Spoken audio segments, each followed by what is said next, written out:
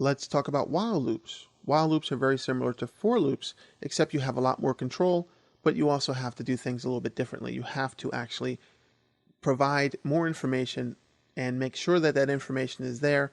If you use a for loop, for example, we'll see that a little bit later on in this exercise again, you see that you have to set certain things in order for your for loop to work correctly. Otherwise, you won't have the right syntax. While loops, if you don't do things correctly, you might never know that things aren't working until you actually see something that's not working in your code. So it actually won't produce a syntax error or something like that. It just won't work right for you, and it could possibly be an infinite loop, which is just going to go on forever. Well, with a for loop, we know that we have to set up a initial value. We have to have an initial value here. $value is equal to 1. That's our initializer, just like the for loop, but we do it outside of the while. And then we have the while statement, and instead of all that other added stuff that we put on the for loop, we just have our testing condition, just like an if statement. So a while loop is closer to an if statement. Very, very powerful. It's like an if statement that can execute again and again and again until the condition is no longer met. So as long as it's true, it'll just keep going on and on and on and on, like the Energizer Bunny. It's just going to keep going. So $value is less than or equal to 3. Okay. If it is, do this. Now, we have to increment ourselves. $value plus plus needs to be executed at the end of the while statement before it comes back and tests again. Otherwise, this will go on forever. So we have that there. But we have the added freedom of putting that wherever we want to, as long as it's in that loop and as long as it's going to increment the value and get it closer to the finishing point. We could even have statements that come afterwards. So you have that freedom to put the statement wherever you want to. Really powerful, really powerful. I use while loops much more than I use for loops because you're dealing with databases, and you'll see that. You'll see different ways to work with databases. PHP is very powerful for that. And I just find it a lot easier to use while loops than for loops, but it's really up to your needs. Now we have an alternative way.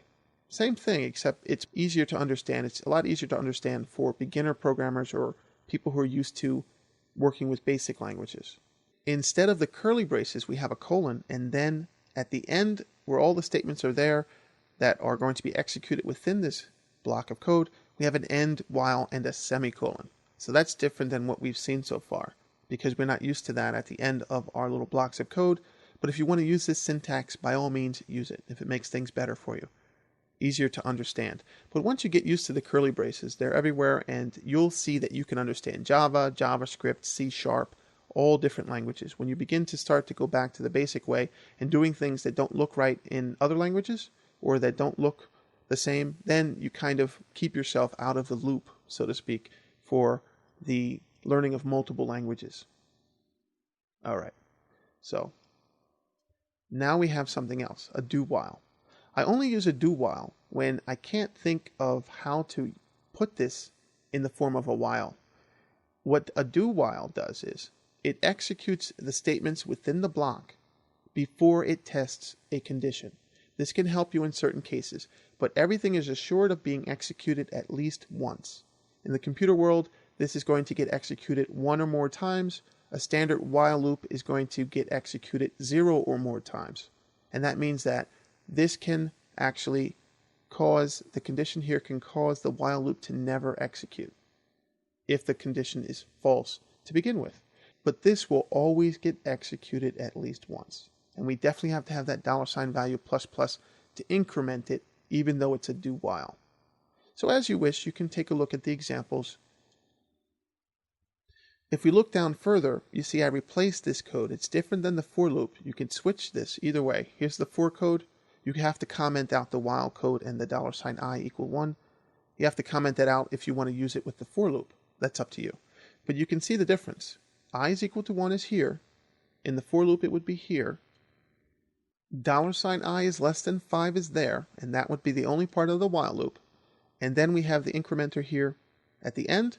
It's all taken care of on the for statement there. Well, we have to do that ourselves down here at the end before it comes back. So that's the difference. And everything else is the same. This is going to make those headers change colors based on the class, the CSS class. You can see the for loop example for more information on how that works. This is just an alternative way to do things, a nested for statement. So it's more complex, but how we work here is we have an outer loop and an inner loop. The outer loop starts, and then we're going to execute it 1, 2, 3 times. And if j becomes 4, then it's going to drop out. There's our incrementer. So this is going to work with the rows, and this will be the columns. So this will go 4 times here, less than 5. 1, 2, 3, 4. And this is going to be the columns. As you can see, this is now here. We do a row, start the row, and then cell, cell, cell, cell, end the row, start the row, 1, 2, 3, 4, end the row, start the row, 1, 2, 3, 4, end the row. And that's how that's executed there. And you can see that is ending the rows here. Very similar to what we did with the 4. In the previous example, it's a nested loop here. Loop within a loop. Very powerful. Works often with arrays. But that's just to show you a difference between while and for. Normally you have nested for statements and not necessarily nested while statements. So we have the ending curly bracket, the curly brace here. That's for when we close out this section of code. And if we select that and then come here, we can see that this is highlighted. If we select that and go back, we can see that this part's highlighted. And here's the middle part, that one little part there. And that is what's going to get echoed out there. We see echo $i, and then we have our own incrementer.